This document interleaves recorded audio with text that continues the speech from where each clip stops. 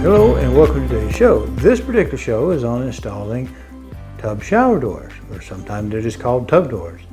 Now, before we go any further, we got to do our disclaimers because this is attached on the real estate page.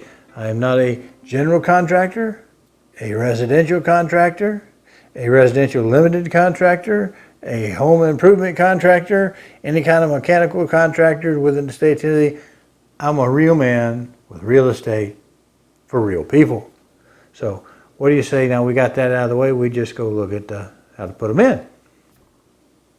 If you have real property to sell in the greater Murfreesboro, Rutherford County area, then call Dale to sell at Benchmark Realty, 615-409-SOLD. That's 7653 or 615-809-2323. Well, surprise, the tub doors come in a box, some assembly required. And there's stuff in the box. Why do people show you that there's stuff in the box? I don't know, but here it is. There's stuff in the box. Full disclosure, it actually took me a while to do this job because I spent about 3, maybe 4 hours taking the old doors off and scraping the silicone off. Fair warning, the parts were not properly deburred and there were some sharp edges, so you need to watch yourself there a little bit.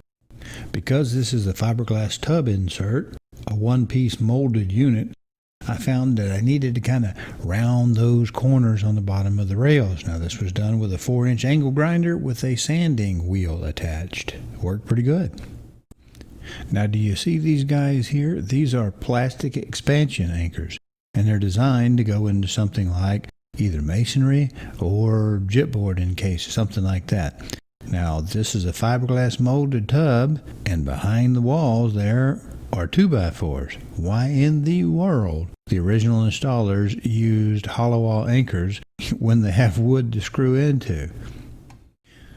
Now because this is a tub set and I spent a couple hours scraping the silicone off, I was a little concerned that I might have a little sheen difference on the side walls.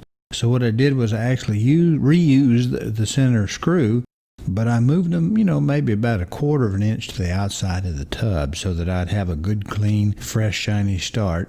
And if there was any scratching, it would be on the inside of the tub.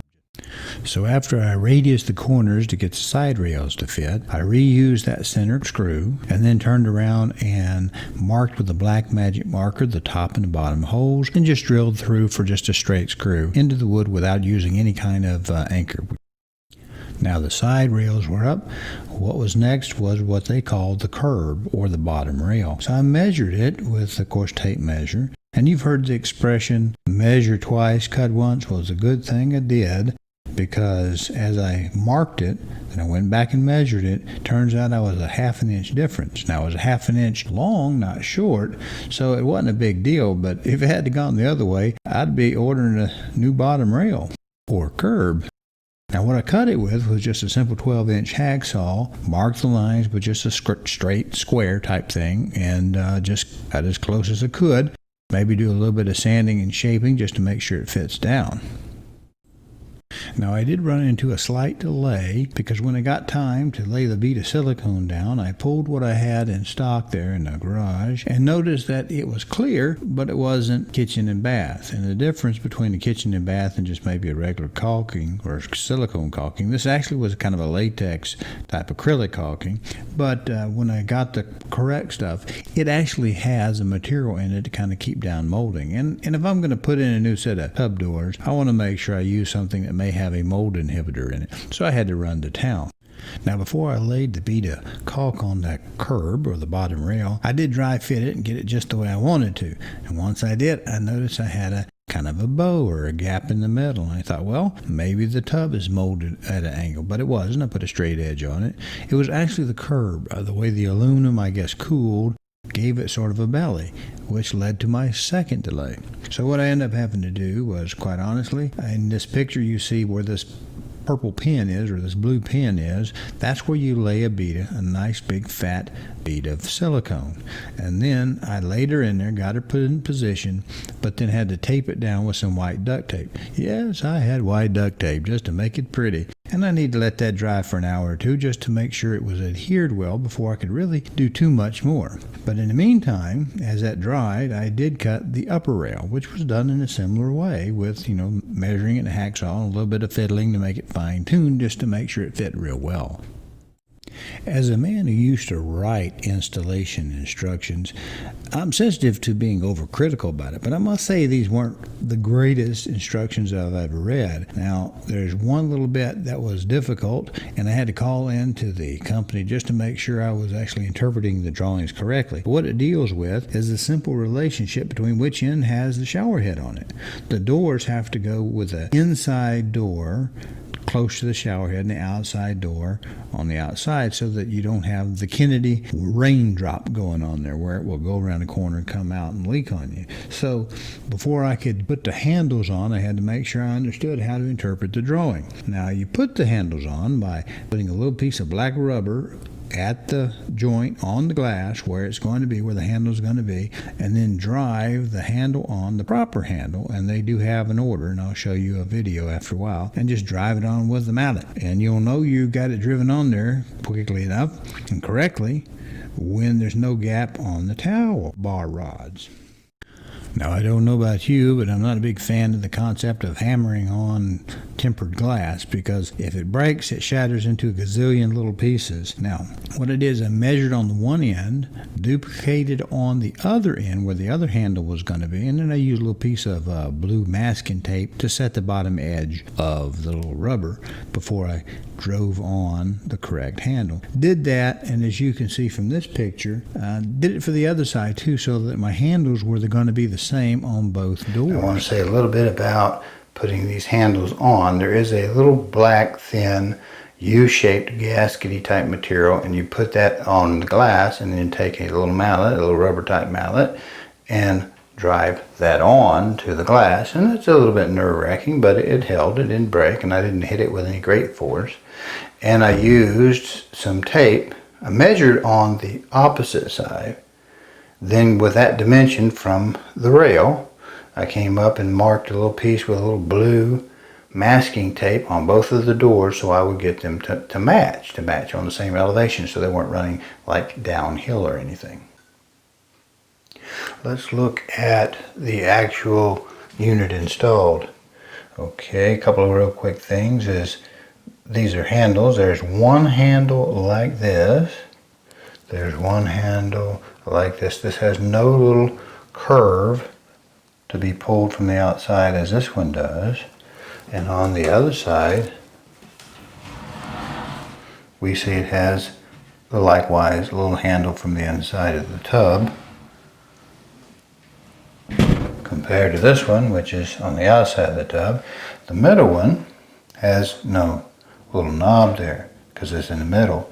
These little towel bars, there's two of them on this design, and I did put a little silicone around the end of it when I ran the screw in, and then wiped off the excess with a little Q-tip here and there. Probably should do that as well. Another thing is a little center mark. That's just you find the center and drill a screw into it. These guys, I don't quite understand part of this. There's two of these, one on each side, and the door slides into it. Down at the bottom, we see there's only one for the entry door. I guess they're looking for you to keep this door shut. Now when you set your doors up, unless you have a Kennedy style raindrop, it's not going to come down from the head, come around here, run around the corner and out to the outside. So the inside door is your entry door by this. The other side holds the towel rack. Now I did run a bead of silicone through here. It says you don't have to, but I ran a bead of silicone around the top rail because I tend to kind of hold on to this a little bit as I step in, and I don't want it to rock and come off in my hand and then my glass fall. And one of the things I was not super impressed with, but it should work, is the thickness of the glass. I think I would rather have a thicker glass, something more structural than this, but it adds weight to the package when you have to pick it up. One-man jobs, well, they're just what they are. Now, This particular shower system works. It works fairly well.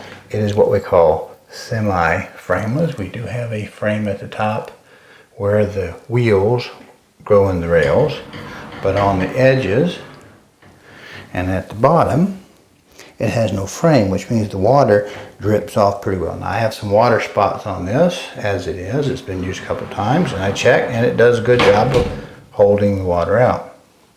I did have to adjust the wheels so that I had an even overlap at the frame on each side. And it is safety glass down there at the bottom. If I can get in the camera, there you go. There's your safety marking. So it is a tempered glass. If it were to break, it's going to shatter into lots of little bitty pieces. I don't know if it has the film in it so that it doesn't fall apart. Tempered glass has a film in it. No, tempered glass has the fracture where it just does that tiny little pieces. And safety glass usually has a polymer film in between. It's awful thin for safety glass, but I think it is tempered, and tempered itself is a sort of a safety feature. So in this style, kind of the old-fashioned tub shower, I didn't really have a lot of options in the size I would need. I did move it to the outside just a little bit to make sure I had a good clean silicone bead here. And if there was any scraping marks from removing the silicone, they'd be on the inside of the tub. And I don't think they really show, but anyway, that's it. Now you can use a level along one side to get it vertical, or you can use an adjustable angle square, either which way. I did reuse the center ones that are behind here, and then kind of pivoted it till I got where I needed to be.